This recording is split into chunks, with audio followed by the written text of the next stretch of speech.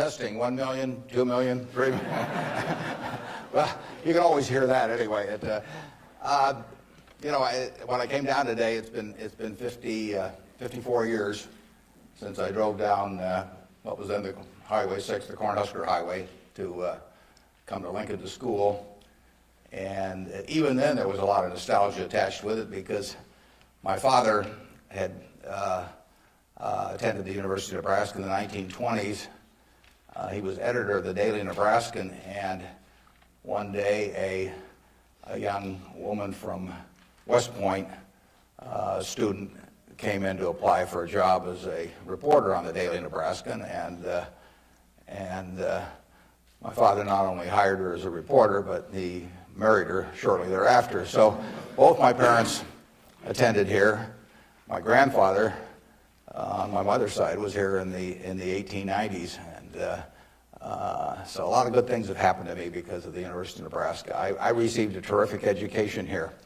I was telling the dean the most valuable thing I learned here, but I learned a lot, but the most valuable was accounting, and we had a wonderful professor named Ray Dean. There may even be something named for him down here, isn't there? Yeah, he was, I'd been to the Wharton School, I went to Columbia Graduate School subsequently, and I took a lot of accounting courses, but by far the best instruction I received in accounting came from Ray Dean, and there's nothing more important. People ask me what they should take in business school,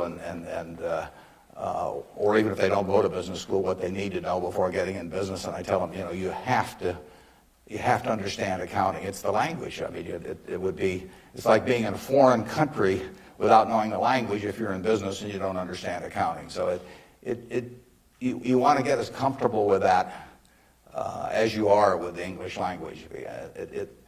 It's made me a lot of money because I listened to what Ray Dean had to say 53 or 4 years ago, and have been able to understand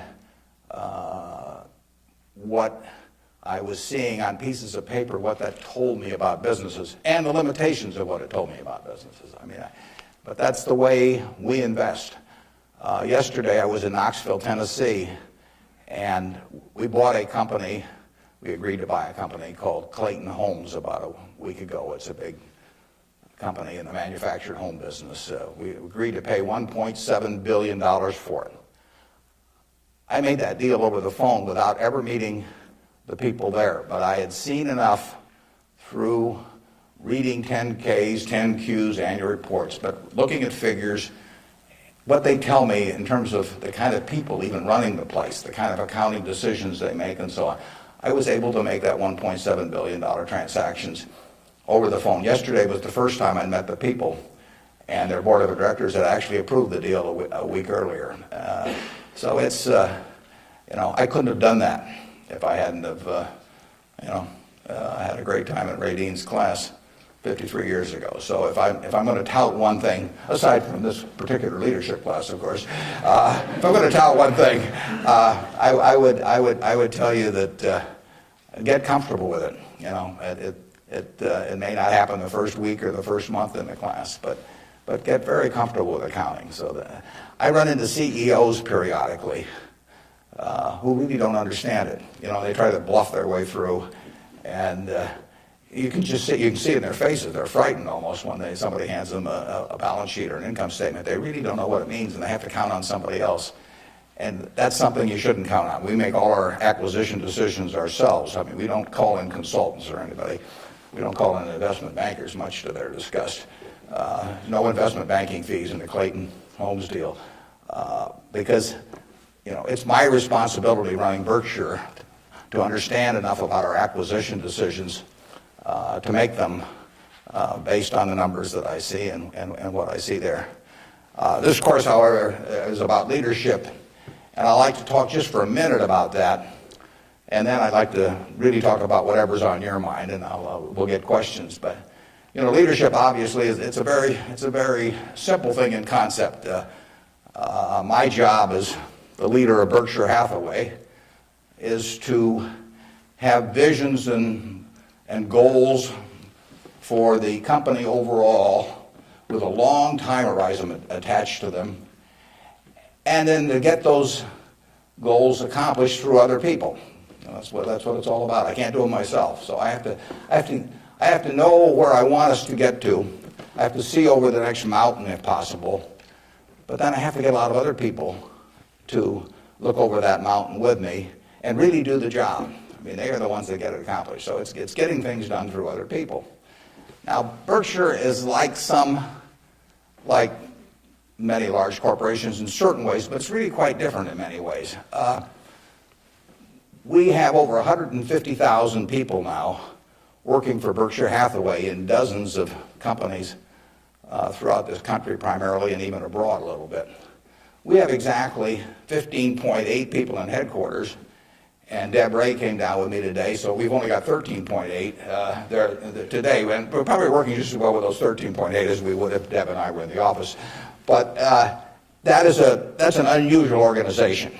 I mean, we have dozens of operating managers, CEOs of their businesses, out there running them today, and they do it without any direction from the home office except for one very limited piece of direction that I give them, which I'll get to in a second. But we have these people, and they're an unusual group of people running these businesses because most of them have sold their businesses to us, and they're very, very wealthy. 3/4 of our managers do not need to work financially. They have no reason financially to work. Probably 3/4 of them are worth at least $50 million, and we have some that are worth in the billions. And yet these people jump out of bed every morning, and work, and they work weekends, and they love working. And why is that? And what's the key to that? Well, the key really is the same reason I keep working. I'm 72. I'm getting Social Security now, so I should be in Florida, pushing shuffleboard around or something of the sort. But I do what I can do. Anything in the world I want to do. But what I want to do is run Berkshire Hathaway. Now, why do I want to run it that way? There's a couple things. A, I get to paint my own painting. I go down there every day, and I feel like Michelangelo. They're working on the Sistine Chapel or something. Nobody else may think it's a great painting, but I get to paint my own painting. I do not have people second guessing me. I do not have people saying, why don't you use a little more red paint than blue paint? Why don't you paint a seascape instead of a landscape? I get to do my own thing. It's a form of creativity. It's exactly like somebody feels it's a professional golfer or somebody feels it's a painter. They're not doing it for the money, primarily. They're doing it because they like doing something well, and that it happens to be down the route of their talents. And the second thing I like, frankly, is I like applause. I like appreciation. So I like having shareholders who feel good about what I've done. I mean, I have a 96-year-old aunt, and her husband went to the University of Nebraska too, and she is, she has all her money in Berkshire Hathaway, and she counts on me. And she's out in Palm Springs now, and her whole net worth is in Berkshire. And I've got cousins, and I've got everybody in our family has got all their money in Berkshire. And so those people are counting on me, and that's kind of fun to have something where you can actually deliver for other people and change their lives in positive ways. As a matter of fact, we had a couple that nobody had ever heard of up until a few years ago, the Othmers in New York. They came from Omaha. Don Othmer went to Central High. Mitt Othmer, not sure which high school she went to in Omaha, probably South High. They left $750 million when they died. Nobody had ever heard of them. And I think a substantial portion, went right here to the University of Nebraska. It was probably a total surprise to the university when they got, I don't know, you probably got $150 million or so. Yeah. Thank you. Yeah. Well, you should thank the Othmers, but nevertheless, you see the money, you see good things happening out of it. So it's fun. I mean, it's, it beats playing golf every day or something of the sort. So I say, if that's what turns me on, what's going to turn on these managers that are out there running things like Clayton Homes, or we've got a company, Flight Safety, that trains more pilots than anybody in the world. Flight Safety is run by an 85-year-old man, Al Yulshi. Al started the company with $10,000 in 1951. It now trains 4 or 5 times as many pilots as non-military pilots as anybody in the world. And he is there at 85, and it's a matter of public record. He's got $1 billion worth of Berkshire shares. He works 7 days a week. He loves it. And he loves it for the same reason that I love what I do. He gets to do it his way. He buys these big simulators that you train pilots in. He doesn't have to check with me as to whether to spend $15 million for a simulator. He doesn't ask me. He knows so much more about it than I do. Why in the world would he ask me? Well, I can't tell what kind of a plane I'm in, when I'm flying around. And Al is spending a couple $100 million a year on simulators, spending Berkshire Hathaway money, and he never checks with Omaha. He's never had to come to Omaha for any kind of meetings. He runs his own business, and that's what he loves in life. And I let him do it. I mean, that's my contribution to it, is really turning loose his energies. And, they were properly directed before we bought the company 7 or 8 years ago. Why should I think that, he couldn't keep running it after that? And like I say, at 85, he's still running it. The second thing that our managers like, in addition to this painting their own painting, is they too love applause. I mean, I try to be, I report in my annual report accurately what they have accomplished, but they accomplished a lot. You heard Susan Jock, I think, some weeks ago here. Susan came to Borsheim's, and she was making $4 an hour. $4 an hour. And at age, before she was 40, she became CEO of the second largest independent jewelry operation in the United States, from $4 an hour. But it's talent, and Susan knows more about, I don't know anything about jewelry, you could hand me a phony diamond or a real diamond, I couldn't tell the difference. But if I started telling Susan what to order in the way of jewelry, or if I started telling her what kind of terms to extend to customers or who to hire or anything like that, she doesn't need that in life. She really owns Borsheim's. We have the stock certificate. We get the profits. We get accustomed to. But it's her baby. It's her baby. She decides, everything about that place. And so it's her creation. And that feeling of ownership is really extraordinary, and it's so much better. I mean, it's the way I like to work, and it's the way, Susan Jock likes to work. It's the way Al Yoshi likes to work. And Susan, like anybody else in this world, loves being appreciated. I mean, there'd be something wrong with her if she didn't. And the truth is, nobody appreciates her more than I do. I mean, she is a talent. And we are lucky to have her, and we're lucky to have all of these other managers. So leadership at Berkshire really consists of taking a bunch of people who, in a baseball analogy, would be 400 hitters, and just handing them the bat and just telling them to get up their plate and take a big swing.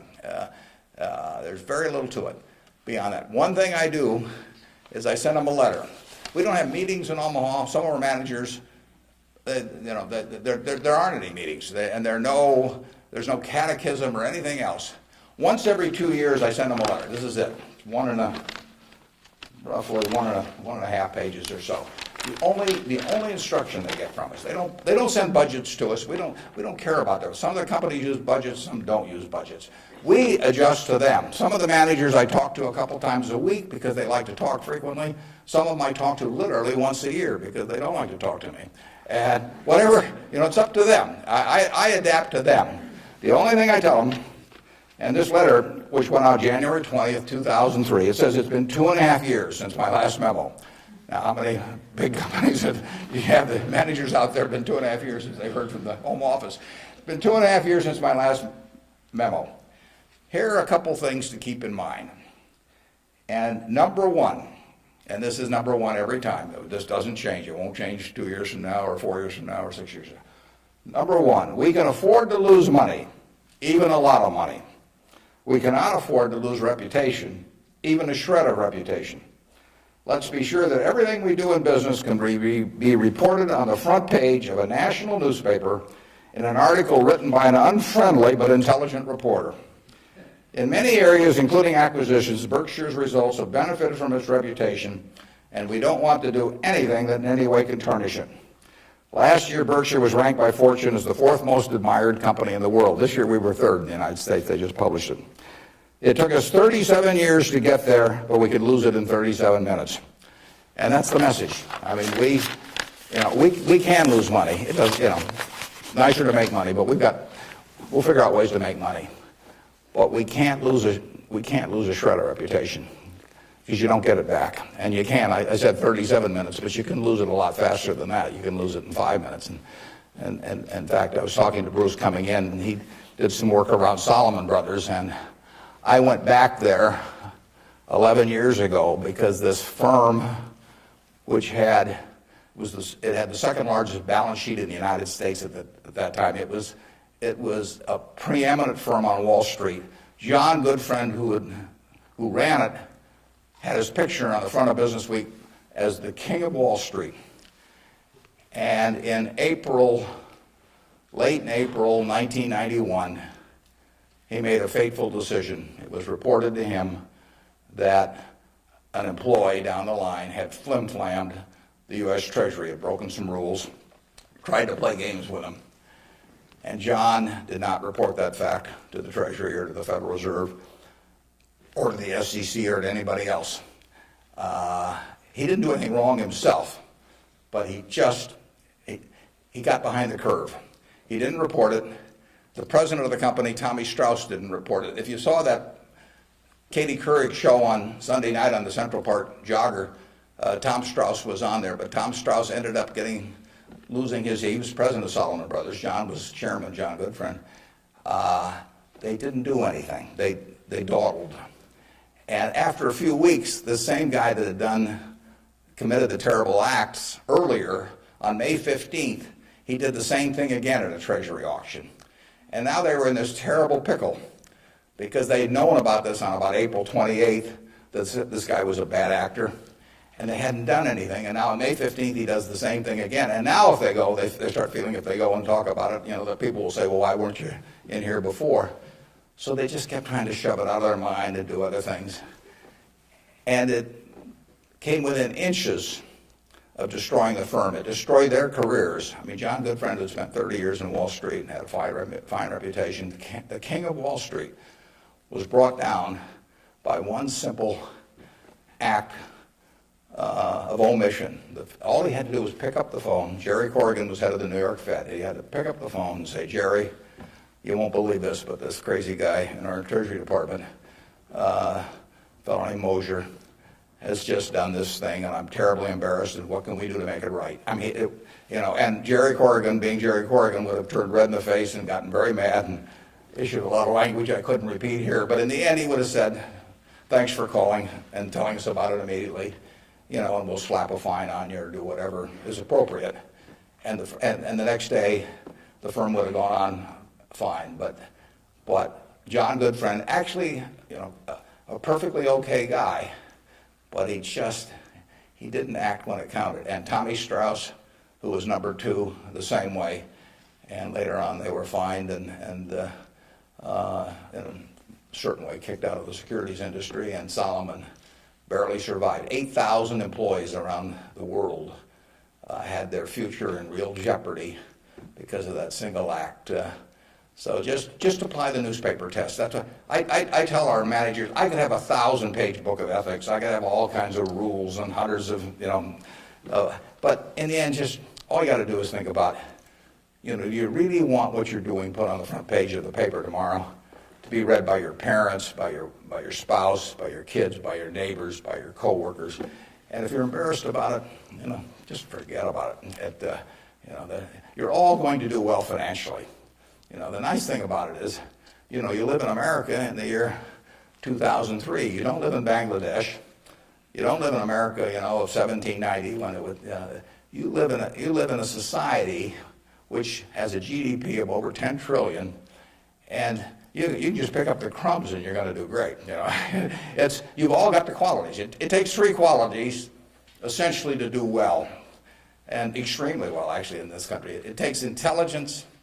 It takes energy, and it takes integrity. Now, everybody in this room has the requisite intelligence. You wouldn't be here if you didn't. I mean, it doesn't take 180 IQs, although I'm sure you all have those. But it takes reasonable intelligence. You're getting a great education. You've got the energy. That's why you've shown up in school. And it takes integrity. And I say, if you don't have integrity, we don't want to hire somebody that's got intelligence and energy if they don't have integrity. We'd rather hire somebody that's dumb and lazy if they don't have integrity, because they probably will never get around to cheating us or doing something. Last thing in the world I want is somebody that's lacks in. Mosher had intelligence and energy at Solomon. He was head of the government bond trading thing, and he had lots of intelligence and he had lots of energy, and he went to jail, and he almost brought down the firm. So, and integrity is absolutely an option. You may not be able to throw a football 60 yards, and you may not be able to run the 100 in 9.8. You may not be able to sink 3-pointers but you can choose where you stand on the integrity scale. You can't. You weren't born wired one way or the other. That is an absolute choice you make. And the heroes I've had in life have been the people that I felt stood out in that respect. My number one hero was my dad, but I've had other heroes, Tom Murphy, Ben Graham, people like that. And the reason I admired them was not because they were the smartest people in the world, although they were plenty smart. And it wasn't because they made the most money. That meant nothing. It's really because I felt they were the classiest people that I ever met in my life. I mean, I saw them behave over year after year after year in a way that I could write their story on the front page of any newspaper, and even in an unfriendly tone, and I could not do anything that would embarrass them in the least. They behaved extraordinarily well. And having the right heroes, is terribly important. You tell me who a 10-year-old's heroes are, and I can give you a pretty good prediction about how they're going to turn out. You want to choose your heroes very carefully, because you're going to look like them at some point, and you're lucky if you've got the right ones. I'll give you an aside, and then we'll get on to your questions. But it's something, you're not parents yet, most of you. But when you're a parent, you are the natural hero of your child. You're this great big thing here. There's two of you great big things, and there's a little tiny child dependent on you. Everything. You are the natural hero, and anything they get to school, subsequently, or anything else, they're going to be shaped more by what they see in this behavior of yours toward them than anything that will impact them later in their lives. And if they want you to be the hero, you can destroy that, of course, and you've seen it done many, many times. But actually, if the parents are proper heroes, the child is about 90% of the way home, and you're lucky if you've had parents like that. And you can be that to your children, or you can be something else, and you're shaping that person. It's nice to learn accounting when you get to Nebraska, but the behavior model that you take on is incredibly important. Let's talk about what's on your mind now. You can ask tough questions. It's more fun for me, and they can be about business, they can be personal, they can be political. You pick it out. And. Good morning. When you were rejected from Harvard Business School, is obviously somewhat of a failure in your mind. How do you adapt to your failures in life to make you more successful? Yeah, well, that's a very good question. How do you turn failure into a plus? And it's true. When I was at the University of Nebraska, one day I was reading the Daily Nebraskan, and it said in room 300 or something, at 3 o'clock there will be this panel of 3 professors here at the university, and they're going to award the Nathan Gold Scholarship. I don't know whether you still have that around. And at the time, it said it would give you $500 to go to the graduate school of your choice. I don't know whether it's changed in amount, but that was it. So I read this, and I went there to this room at 3 o'clock that day, or whatever it was, and I walked in the room, and there were the professors, and I was the only student that showed up. I mean, it really got to them. I mean, they were stuck. They kept waiting and looking at their watch and hoping there would be more candidates, but no one came in. So I won $500 by default. And those are usually my biggest triumphs when nobody else shows up. And so here I was. I had $500 to go toward it wasn't limited, any graduate school for a master's degree. So I applied to Harvard. My dad wanted me to. And I shortly heard from Harvard. And they said, go to Chicago and meet this fellow who interviews applicants from the Midwest. So I got on the train, and that's what you did in those days, and I spent about 10 hours on the Burlington going to Chicago. Then I transferred to another little interurban train to go up to this country day school where this fellow was the headmaster, and he was the big interviewer for Harvard.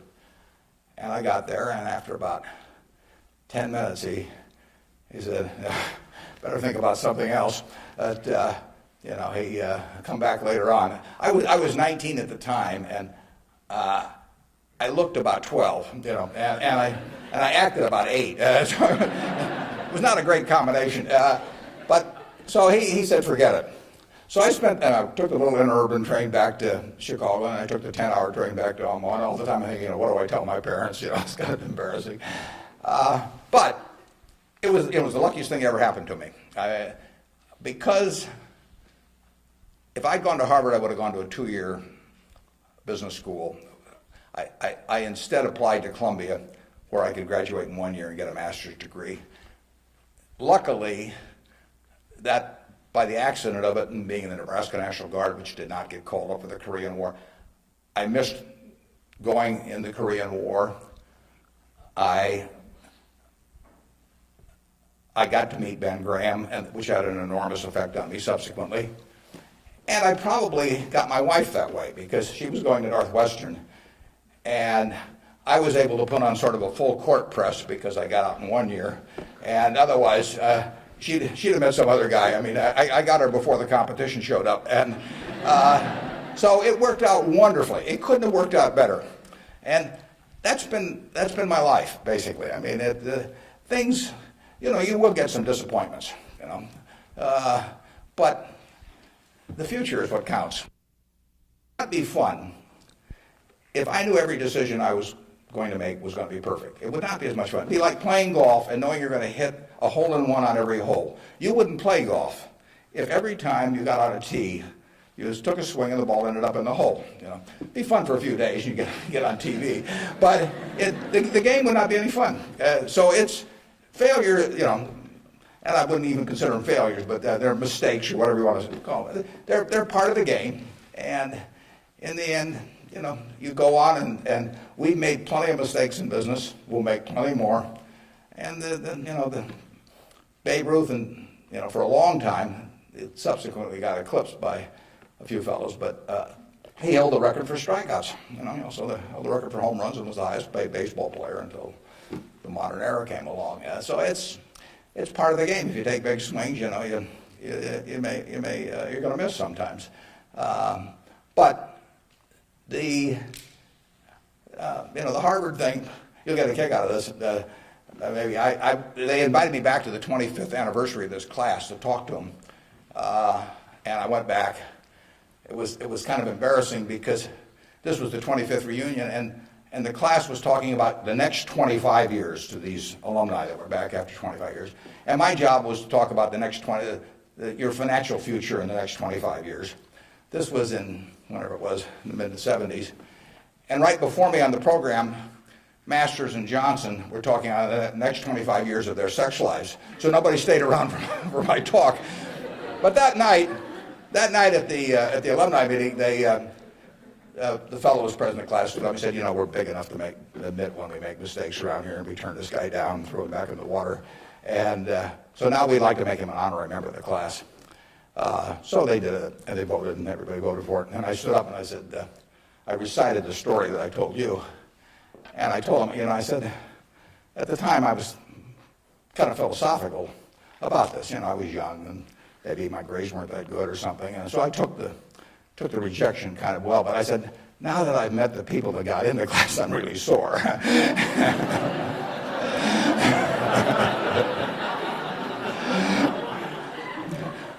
Okay, who's next? Yeah.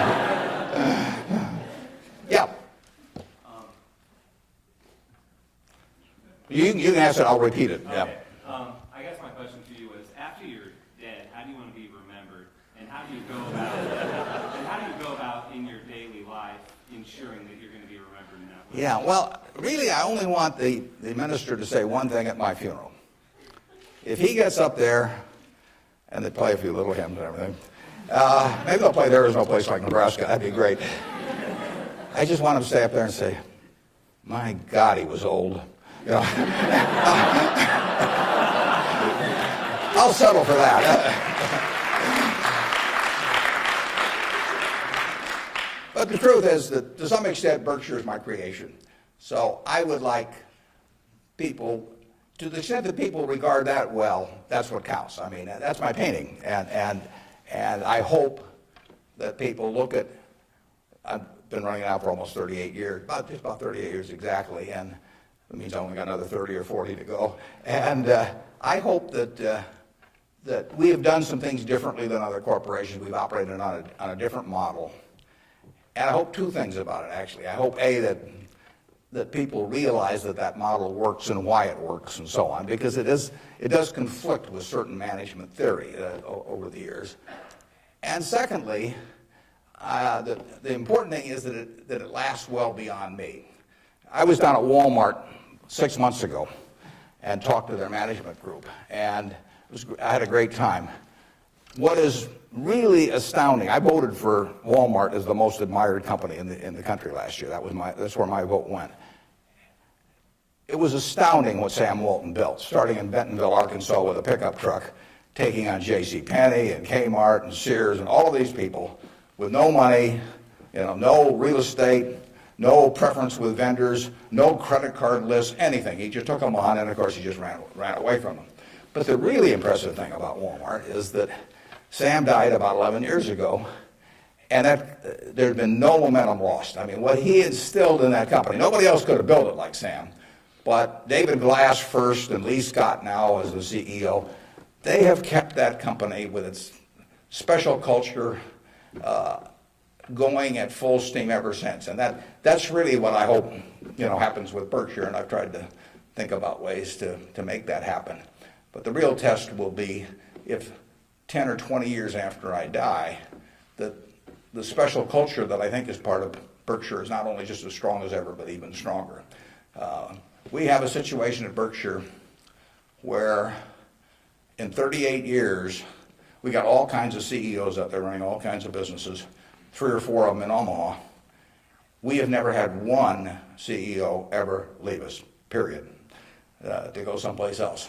I mean, I don't know that there's any place like that in the country. So it's been and we've never issued a stock option. You read in the papers that you got to have stock options to attract quality people, all that sort of thing.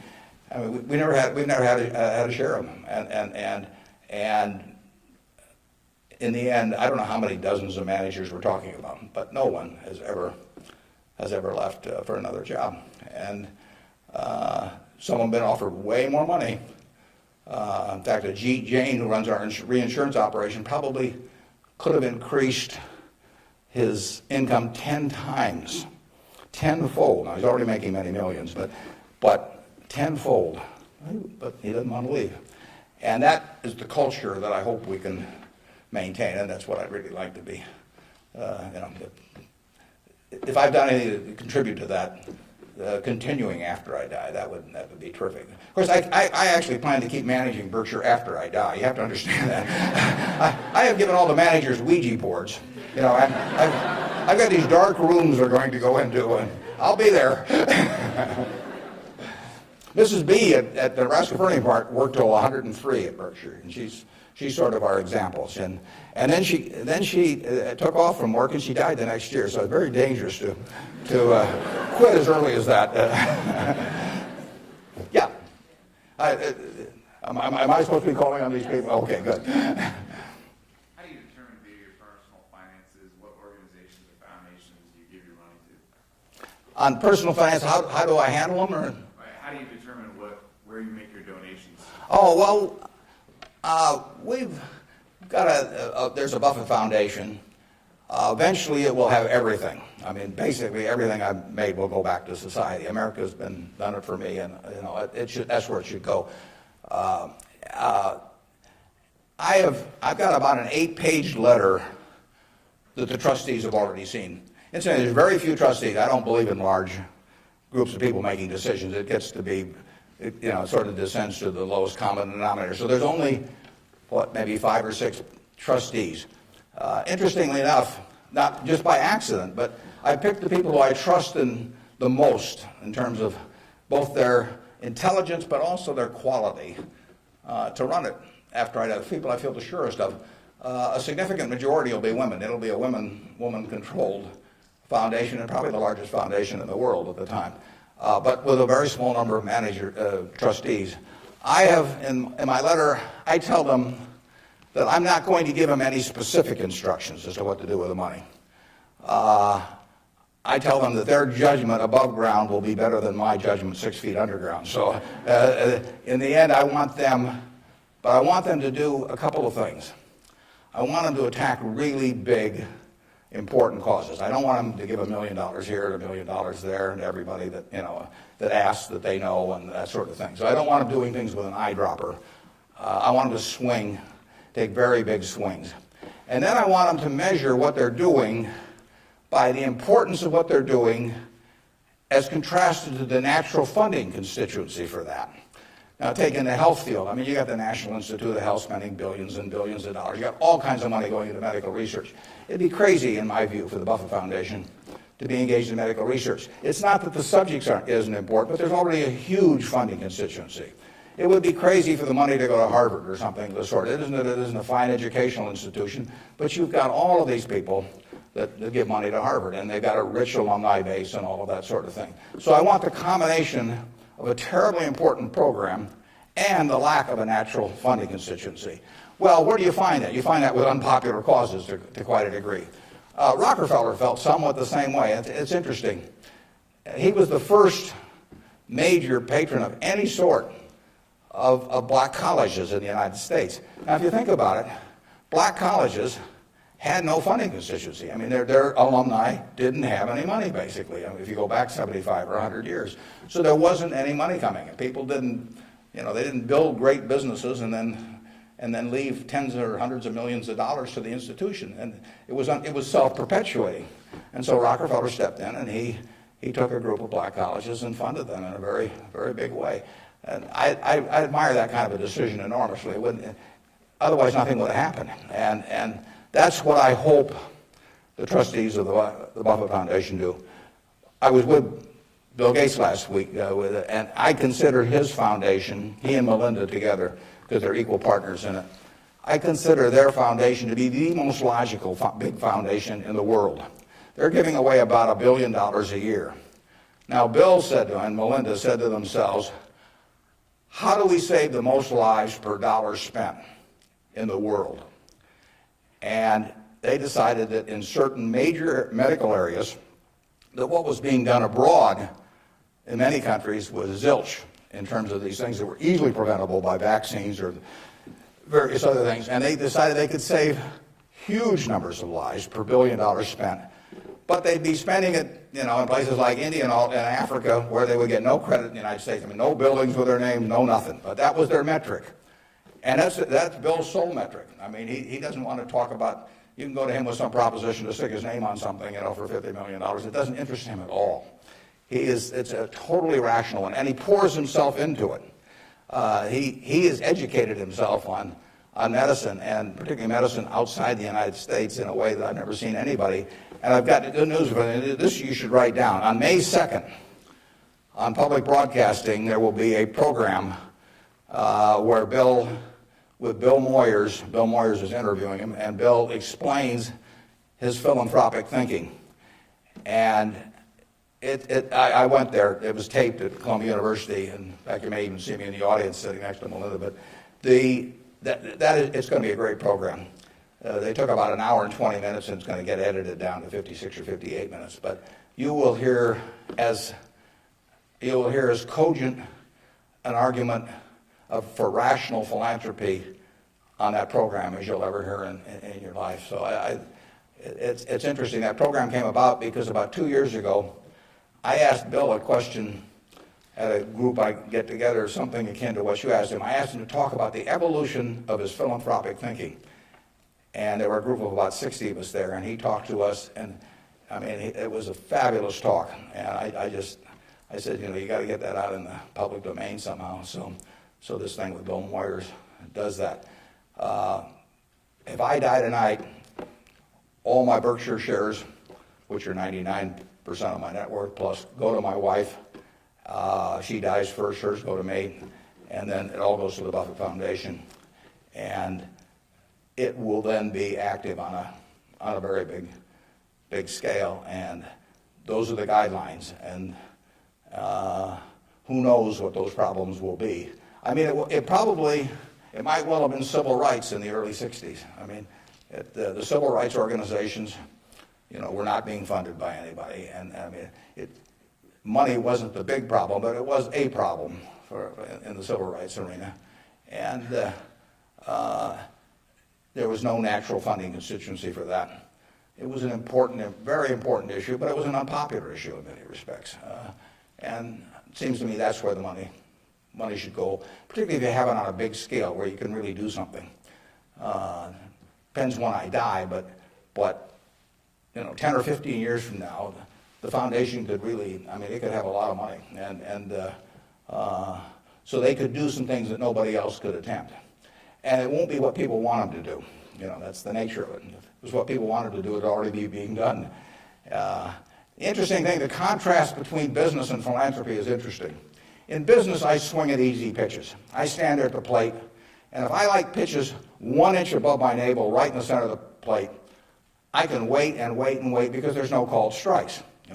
As long as that bat's on my shoulder, nobody's calling a strike.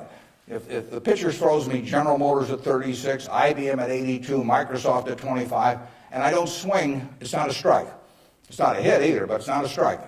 Only when I swing is it a strike. So I wait for easy pitches. I wait for things I understand are exactly in my sweet spot. Philanthropy is just the opposite. You're looking at the toughest problems the world faces, and they're intractable to some extent. These are tough problems. And they have resisted the utilization of money over the years, and that's what makes them tough problems. The problems you can solve with money are the easy ones. It's the problems you can't solve with money. So they are very tough problems. One thing I've gotten involved in just a little bit recently is something that Sam Nunn is heading, the former senator, called the Nuclear Threat Initiative. And essentially, Sam Nunn, who is as well informed as anybody in the world on the subject and articulate and everything, is working on the problem of the nuclear materials and or nuclear talent that exists around the world that might become available to terrorists or to governments to impose on the rest of the society. And there are vast amounts of uranium and lesser amounts of plutonium, and there's a lot of unemployed Russian scientists and so on. So this is something that Ted Turner actually set up a couple of years ago and got Sam to handle. And because AOL Time Warner stock, which was being used to fund it from Ted, has gone down a lot in price, they've run short of money. So that's something I'm involved in. It doesn't, it's not something that has any popular appeal. You can't send out something and get hundreds of thousands of people to respond. But that's the kind of thing that I think the foundation should be doing. Yeah.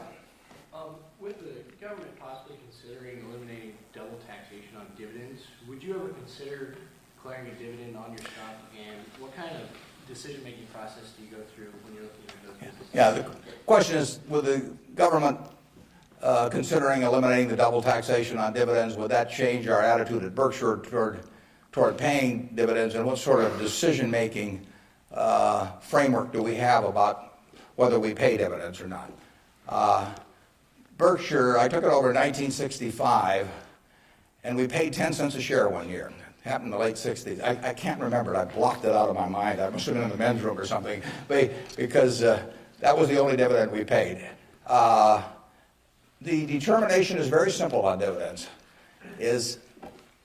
Can we retain $1 or $1 billion, or whatever the amount is, of earnings, and have that dollar become worth more than $1 in immediate present value? Now, even though it may not get used for a few years or something of the sort. In other words, is that dollar worth more than $1 if kept in the business? Forgetting about taxes entirely. Let's assume a total tax-free society in terms of dividends. And the answer to that so far has been yes. We have kept the dollars that we've earned and we have created more than $1 of market value for every dollar we've retained. And as long as we can do that, it's silly to pay out $1, even if it's not taxed, and put it in my pocket, where it's still only worth $1 if I can create more than $1 worth of value in the stock. So we have done that now for a lot of years. It doesn't mean we can do it forever, but we've done it for a lot of years, and that is the test. And you will find in the back of the Berkshire Hathaway annual report, which we'll be glad to send to any of you. It's on the internet also. But you'll find in the back of the Berkshire report something that isn't in any other report that I know of. It's something called the Economic Principles of Berkshire Hathaway. That's been in the report every year now for at least 20 years. And those principles don't change. That's why they're principles, and it's why I'm willing to lay them out. I mean, if I act in conflict with those principles, I expect the owners to, to call me on it. But I look at the investors in Berkshire as my partner. Now, I'm the managing partner. They can't, because I own so much stock, they can't do much about me. So they ought to know what the game is if they join us.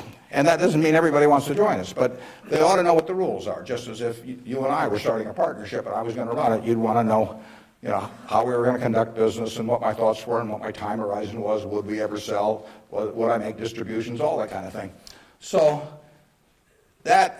those principles cover this point you raised. I don't forget what's the third or fourth one or something like that, but it's explained there, and I want people to I want our owners to understand it. I mean, I look at every owner when I write my annual letter to shareholders, which takes me an ungodly amount of time. I mean, it's miserable, but nevertheless, it's important because it is the one time a year I'm talking to my partners. And when I started out, I actually mentally put Dear Doris and Bertie, because those are my sisters, and they have all their money in Berkshire. They're smart, but they're not financial types. I mean, they're not spending their time on that.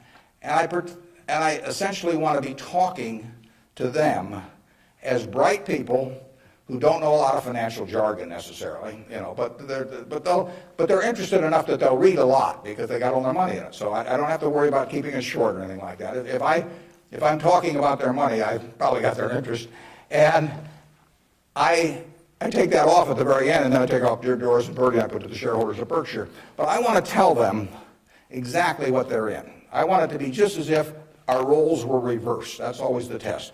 If Doris and Bertie were running the place, and I was living in Carmel, California, like Bertie is, what would I want to hear from them, the managers? And one of the things I want to hear is just exactly the question that you asked. What is your attitude about distributing money from the company? Because I get to make that decision along with the board of directors, and they don't. And some managements withhold money that really belongs to their owners because they like building a kingdom. Some of them, do it out of fear or anything like that. I think I'm doing it for a rational reason, and I want to explain that reason, but I tell them how to test me on that too, because I think I should be tested. And it's a very important relationship that really has deteriorated over the years, in my view, between management and owners. I mean, you've seen in the last 10 years a slippage, in my view, of the behavior of American CEOs. I mean, obviously, all kinds of exceptions, but it's very interesting because they're not crooks or anything, most of them. There's a few, and they've gotten a lot of publicity lately. But nevertheless, they have behaved as most humans do. They've sort of picked up the behavior of those around them. That's why it pays to hang out with people better than you are. I mean, if you hang out with people better than you are, you'll become better yourself. Everybody behaves better that's around my wife. I mean, even including me, starting from a low base. But she just has that effect on people, and other people pull you down. I mean, when I was in the National Guard and we would go to camp, in about an hour I was reading comic books. Pretty soon everybody's reading comic books. The language, every other word becomes some form of profanity. Everything. You just sink. Well, what happened to American CEOs in the 90s is that the behavior, the situational ethics, sort of caused behavioral norms to sink. I say it's a little like how Mae West described her career. She said, "I was Snow White, but I drifted." And American management drifted to quite a degree during that period. I think it's very important what that relationship is. People have given you their money at Berkshire Hathaway or any other company, and I'm a trustee for them in effect. And then the question is, they ought to, since I control the place, they ought to know the yardsticks. So if you do go to our website, go to the back of the report, and there's something that says economic principles, and we try to discuss everything that's important. And I tell them I'm going to put them in there every year so that they can, they can hold me accountable. Yeah. You talked quite a bit about the flexibility in your many different companies and so forth. If you could elaborate a little bit on the personal qualities and professional qualities that you look in those executives that you place in those companies. Yeah, and the question is about the personal qualities we look for in the executives we place at our various companies. The first thing is we don't usually place them. I mean, they come with them. We don't have anybody to place. So I have the problem occasionally, if somebody dies, or to replace a CEO. But most of our CEOs came with the deal. Clayton Homes, which we're buying, comes with Kevin Clayton running it. We will put no one in there. He will run the place just as before. But in terms of the personal quality, when a seller comes to me with a business, whether it's Clayton or any of the others, Ike Friedman at Borsheim's, Mrs. B at Nebraska Furniture Mart, when they come to me, the first question I have to ask myself, because I'm counting on them to run the place, I have to decide, do they love the money or do they love the business? Now, there's nothing wrong with liking the money. I mean, they all like money, but they've got to love the business. They've got to have a passion for it. Because if I give them a whole bunch of money and they love the money and they don't love the business, no matter what they tell me, 6 months from now they'll be gone. I mean, they'll just all of a sudden say, why am I getting up at 7 in the morning just so I can send a lot of money to Omaha? I mean, it won't work. So they have to love the business. I mean, I want people with a passion for the business. I used to say that I had a one-line employment form, one-question employment form. The question was, are you a fanatic? If you answered yes, you got the job. Because I want somebody who's fanatic about their business. I mean, you want people that love teaching if you're in a classroom. If they don't have the passion for it, it doesn't work very well. So now, if they've got the passion, and our managers do, but not everybody would. The financial operators don't. We've never bought a business from an LBO operator or a financial operator. Because they don't give a damn. I mean, all they want to do is make sure your check clears, and they're gone. And it isn't going to work if we try to buy from them. So we buy from these people who love their businesses. And then really my job is just to make sure that I don't mess it up and create conditions that cause them to quit loving it for some reason. Because they come in loving it. Only I can mess it up. And they care about being treated fairly on compensation, but they don't measure it against everybody else. They don't have a lawyer they're negotiating with me. I mean, I don't have a compensation arrangement with any of these managers that can't be put in one paragraph. And then I go to other companies where they have a lawyer come in and there's 80 pages, and it tells what's happened, how much they get paid at severance if they end up going to jail. I won't deal with somebody that thinks that way. And that's fine. There's a self-selection process in terms of who comes to us. There's this invisible filter out there that causes the Claytons of the world, the Al Yoshis of the world, the Ike Friedmans of the world, the Mrs. B's of the world to come to us. When I made the deal with Mrs. B in 1983, Mrs. B had another offer from somebody else that was somewhat higher, and she just said, I don't care. She only owned 20% of the company. She had 4 children, they each owned 20%. She told them, I'm selling to Mr. Buffett. She always called me Mr. Buffett up till when she was 104. In fact, when I'd walk in the store, she'd say, here comes my new young boyfriend, which I don't get that a lot of places, I can tell you. But she built this thing. She came over here in 1921 or 2. She landed in Seattle with a tag around her neck. She couldn't speak a word of English. Said Fort Dodge, Iowa. She couldn't communicate. She just had the tag. The American Red Cross got her out to Fort Dodge. And for 2 years, she got no place because nobody spoke Russian or Yiddish, actually. And so she moved to Omaha just to be around some other Russian Jews who she could at least talk to. She learned the English language when her oldest daughter, Frances, would go to school and come home at night and teach her the words. And she started out and she started sending $50 at a time over to Russia to bring her siblings. She had 7 siblings, and her mother and father to get them over here. After 16 years, she brought all the family over. She saved $500 in 16 years, peddling used clothing, whatever. And she started in the restaurant furniture market with that $500.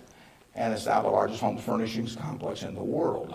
And it all came from the $500 and a very, special woman. And can you imagine building something like that and selling it, to some financial operator who's going to resell it, and try and go public with it a couple of years later? And it meant something to her. She wanted it to continue like it has continued. And those are the kind of people we want to attract. It isn't so much me selecting them, it's them selecting Berkshire. I mean, that's the key. And frankly, we've gotten to that position in this country where the people that do care about their businesses, good-sized businesses, there's no second choice besides Berkshire. We get them. They come to us. We had a woman, Doris Christopher, come to us last year. Doris Christopher, in 1980, had 2 little girls, lived in Chicago, lived in a probably $20,000 house, and she and her husband both worked. She's looking for something to do to make a little extra money. She thought about catering and decided that it would take her away from the kids too much. So she decided that what she knew best, though, was she'd been a home ec teacher. She knew cooking, and she knew the kitchen and what was useful to people. So she borrowed $3,000 on her life insurance policy. That's all she had. She went down to the Merchandise Mart in Chicago and said, what's the least amount of this utensil or that utensil a manufacturer would sell? Usually a dozen. And she took them home, and then she had the idea that she would hold these parties, essentially, in people's homes. And so she arranged with a woman in suburban Chicago to hold the first party. She almost turned back. She started driving there. She thought, oh, they'll laugh at me, and I'll knock the stuff over, and they won't buy it. What you do. She's very unsure of herself. But she went there. She sold, I think, $175 worth of goods that night. She sold me her business last year, and that business made $140 million pre-tax from this $3,000 investment. That woman had a passion for her business, and she understood her customer, and she loved her customers. She loved the people that worked with them. She got 67,000 associates. It's called the Pampered Chef. Some of you may have been to a Pampered Chef party. And almost 1 woman out of 10 in the United States bought something from us last year. And now, unfortunately, I have to acknowledge that she probably didn't understand accounting that well, but she understood her customer, and she understood people, and she likes people. I met her one time, but when she wanted to sell her business, there wasn't anybody else to sell to as far as she was concerned. She came to Omaha. We made a deal in a few minutes. The compensation deal took us 15 seconds. She's running the business. I've never been there. They're in Chicago. I hope they're there. I mean, we paid a lot of money for this. I mean, someday we'll buy a business and there'll just be some guy in a closet someplace saying, what figure shall I send Warren this month? But I've never been there. I've met her, and I've seen the results of what she's done, and she is in love with the company. Yeah. How do you intrinsically value the businesses that Berkshire acquires? How do I value the businesses Berkshire acquires? Well, the first thing I have to decide when somebody calls me is valuing this business within my circle of competence. I don't know how to value Microsoft. I don't know how to value Oracle. I mean, if Larry Ellison calls me or Bill Gates calls me, and they don't. But if any of those, I don't know, or biotech or anything, I wouldn't know how to value it. I just, I'd wish them well and tell them, I think it's worth twice as much as they think it is, but I'm just not in the mood to buy it today. I don't know. So it has to be within my circle of competence. My circle of competence is, businesses I can understand. And when I say understand, I don't mean understand how to use a computer or not use a computer in terms of a computer company. I mean understand what the economic characteristics of the business are and what the company's really going to look like in 5 or 10 or 20 years. Bill Gates will tell you that if he were investing, he would buy Berkshire rather than Microsoft because it's so much easier to understand what our businesses are going to look like, whereas he's in a business where you're going to really have to be doing things differently over time. So I know that Wrigley's is going to be the #1 chewing gum in the country. I know Snickers is going to be the #1 candy bar in the country 10 years from now. It's been the #1 candy bar for 40 years. You don't have to be very bright to understand that when people lay out 50 cents for something that they stick in their mouth, that they're not about to experiment. I mean, we try to look at businesses we can understand. Now, I got a call a year and a half ago from a fellow, I never heard of him, in Denver. His name was Craig Ponzio. Craig called me up, and never heard of him. And he said, I've got a business, this your kind of business, and I want to sell it. Here's the reasons. Happen to do with health. And although I don't pay much attention to the reasons. And he said, it's the leading company by far in the custom picture frame business. And he said, let me tell you why it has what I call durable competitive advantage. That's what I call a durable competitive advantage. He said, let me tell you why it has it. He said, there are 18,000 people that frame pictures in the United States, little mom and pop operations. Every town, Lincoln will have a half a dozen, Alma will have a dozen, and they frame pictures. I go over to get a picture framed, I hand it to somebody, I say, I follow their judgment. I say, biggest thing I want is I want a good-looking frame, and I want it back soon. I want quick delivery. Well, with 18,000 people in that business and a zillion kinds of picture frames, nobody can carry a big inventory because they don't do that much business. I mean, it's not Walmart or something of the sort. Craig Ponzio graduated from a little school up in Wisconsin, went to work in a tiny little firm that made these things. 5 or 6 years later, bought the place when it was doing $3 million a year. Now does $300 million a year, and it totally dominates the wooden custom frame business.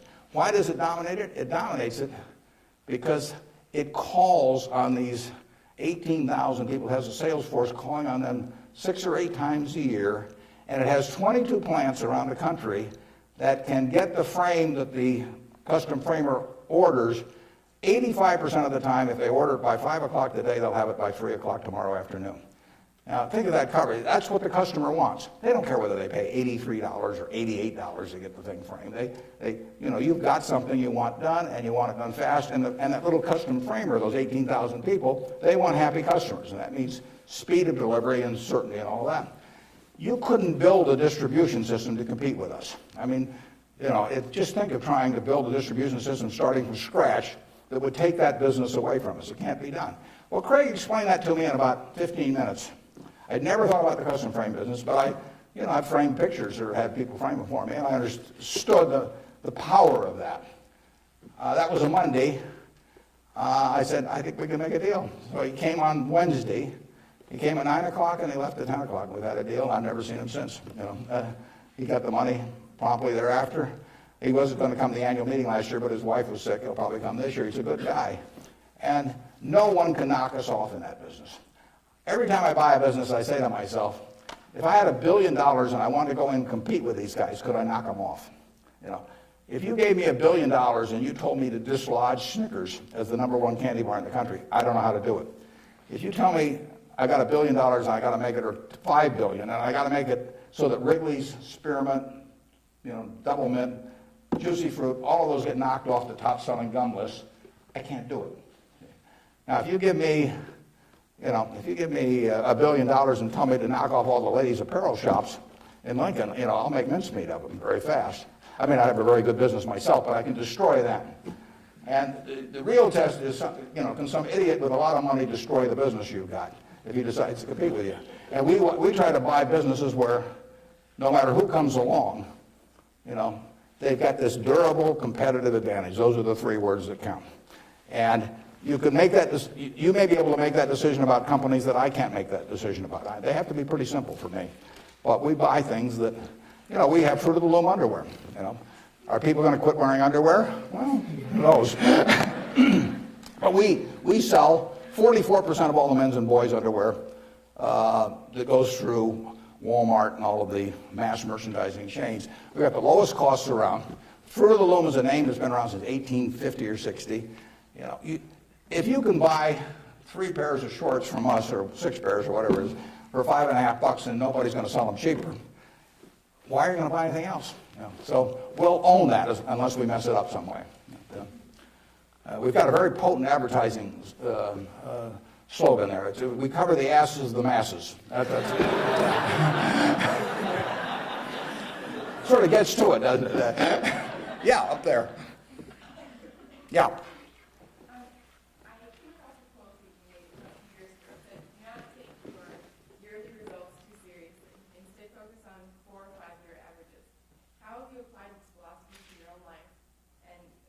Examine your successes in your personal life based could you repeat that just a little louder? I think I got most of it, but try me again.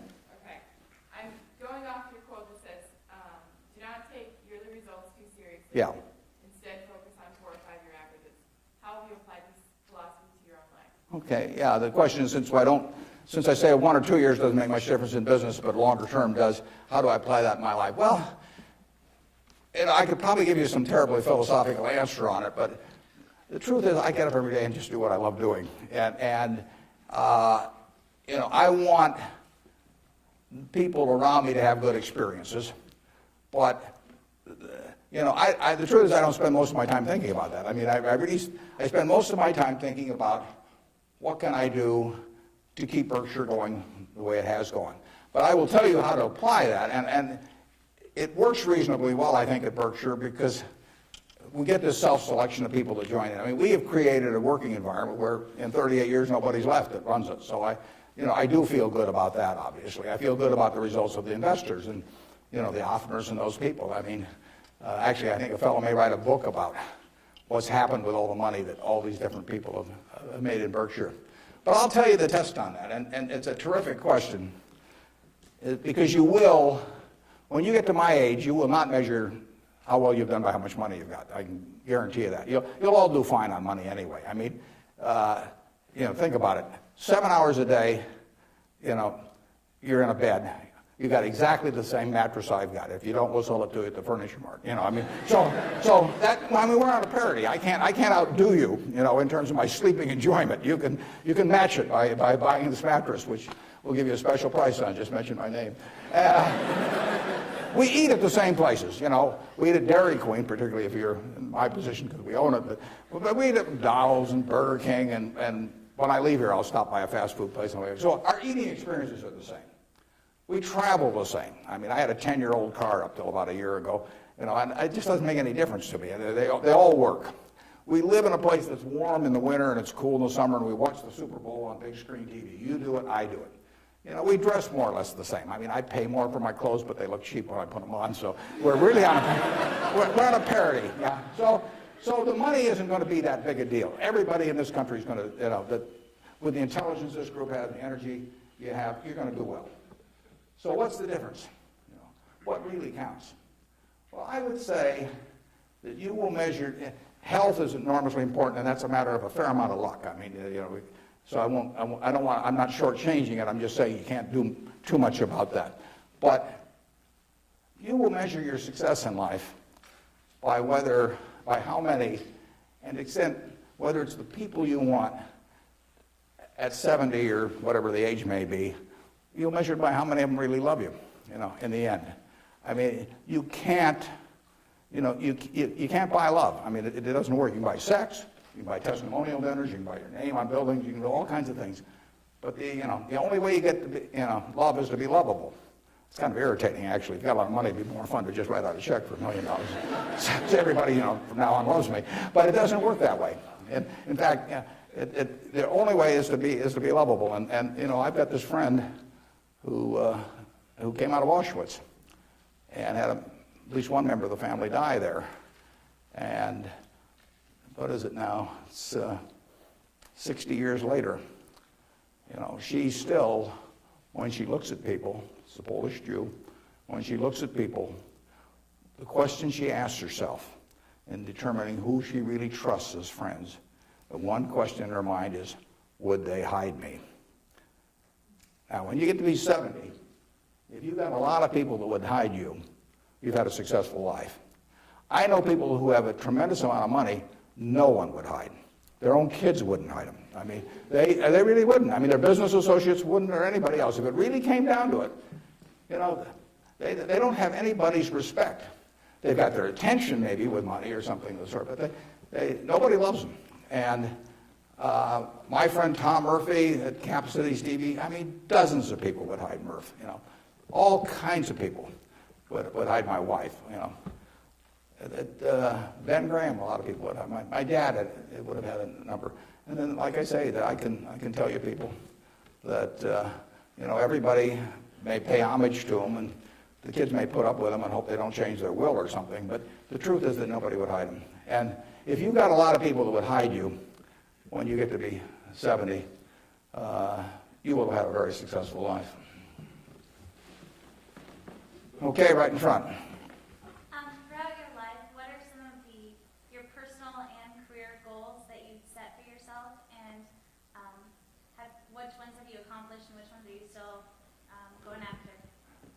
Yeah, just in terms of personal goals, or Just goals that you've set for your life that you've accomplished. yeah, well, I would, the truth is the main goal I've had has been at Berkshire. I mean, it might be more admirable to say that I was feeding the poor or something someplace in India, but it isn't true. I mean, it's been the focus of my life most of the time.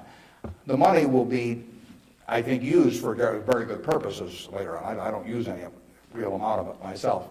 But actually somebody else was going to do most of that, and I picked good people to do it. But, I've got 3 kids of which I'm enormously proud, and they like each other. They get, they do things together. They work, the family unit works extremely well. But my wife gets 99.9% of the credit for that. I mean, if you didn't turn out well under her, there's something really wrong with you. It's a life that's a lot of fun, but I do what I enjoy doing.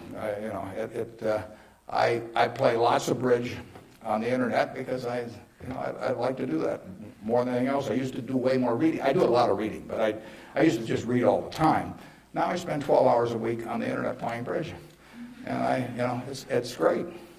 I will talk to the Microsoft Summit here in about a month, and I tell this group, and there's all these high-powered internet types, and I tell them, look, you guys are all failures because here I am, got all kinds of money, I've been fooling around with the internet now for 10 or 12 years. I spend 12 or 14 hours a week on it, mostly bridge, but I do, the Google searches, and if I'm writing a talk, I look up all kinds of information on it. I read the New York Times, the Wall Street Journal, 10 o'clock the night before, and all these things. And you guys are getting exactly $120 a year out of me. I mean, that is a failure. They have not figured out how to get any money out of me. And I gave them this talk last year, and this year I'm going to go back there and say, you've made no progress at all. It's $120 last year, it's $120 this year, and in between I've had 600 hours of enjoyment and learned all kinds of things. So I do enjoy, that. I enjoy that more than anyone. Now, when I was young, I thought I had a lot of money. I'd own a professional sports team, and I'd play golf all the time, maybe have my own private golf course, and all kinds of things. Just doesn't mean anything to me, I have something where 365 days a year, everything is good. I work around terrific people. One of them is here today that came with me, that drove me down. And I mean, I get to select the people I work with. That's a huge, huge luxury. I mean, literally, just think of if you had to work for a boss you couldn't stand, or work around people that cause your stomach to churn. It'd be miserable.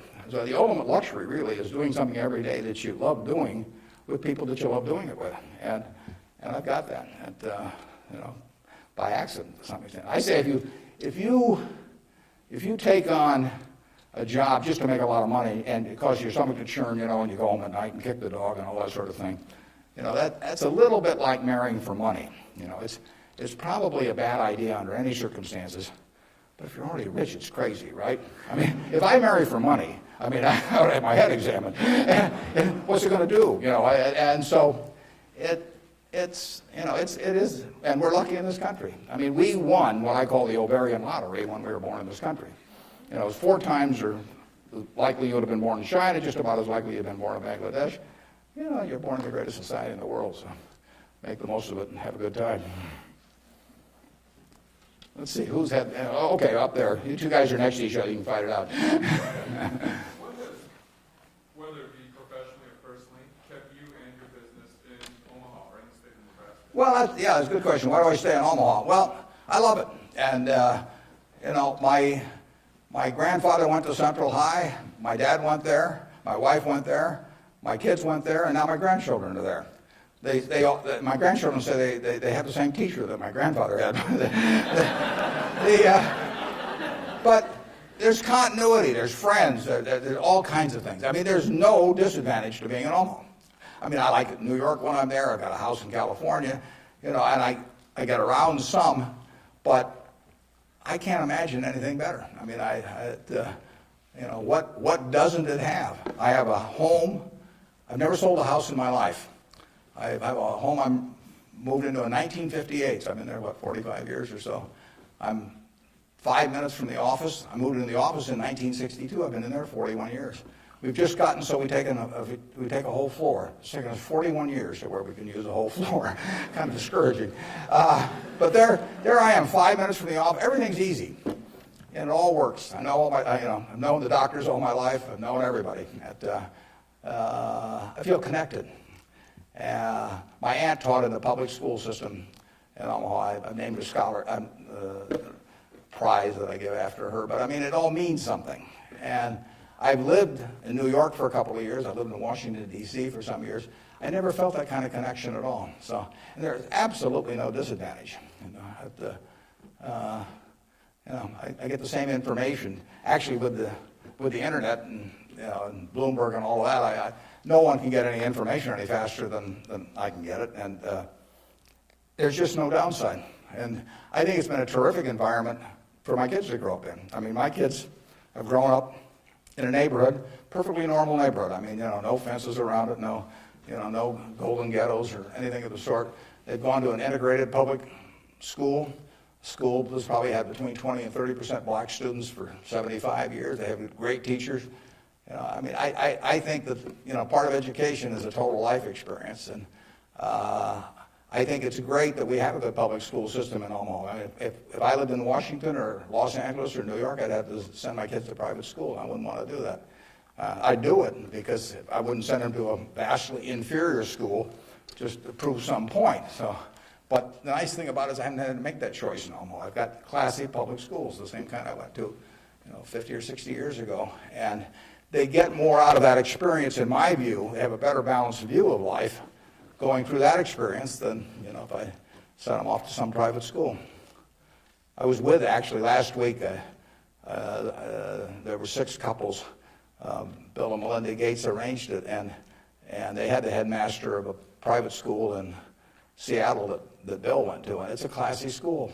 But, if I gather in terms of the public school system, that you're making a conscious decision to hurt your kid if you don't send them to a private school, if you can afford one, and that's why these people do it. And I don't blame them. I mean, I do the same thing. But the nice thing about it is that Omaha, and I'm sure Lincoln as well, and throughout Nebraska, we have kept a good public school system. And frankly, I think that's one of the most important things in America, because one of the things has made America what it is. Think about it. 1776, 3 million people in America, 300 million people in China. They had 100 times as many people. They had the same IQs we had. They had the same physical abilities and all that sort of thing. They had a culture that went far back. They had lots of natural resources. We didn't know about it then because we didn't have oil and they didn't have oil, but we both had oil in the end. Coal, all these things. Educational institutions that far surpassed ours at the time. And now we end up, 230 years later, we end up with, 36 or 7% of the world's GDP, from those 3 million people. Something about this system really works. Now, I think one of the things that works about it is we come closer to equality of opportunity than any major country in the world. But one of the keys to having equal opportunity is a good public school system. If you have one public school system for the rich and one for the poor, you do not have equality of opportunity. It's really one of the top things on my list. And when I got asked about, what you can do with money, I think that anything that creates equality of opportunity, right from the word go, I'm talking about from when you're 5 years old, and actually my daughter's working on something that goes back before that, but anything that creates equality of opportunity is what's going to keep, America the kind of America that we have now. It's vital, and there's nothing more important than that than having a first-class public school system. And unfortunately, the communities where they've lost it don't get it back. I say that an outstanding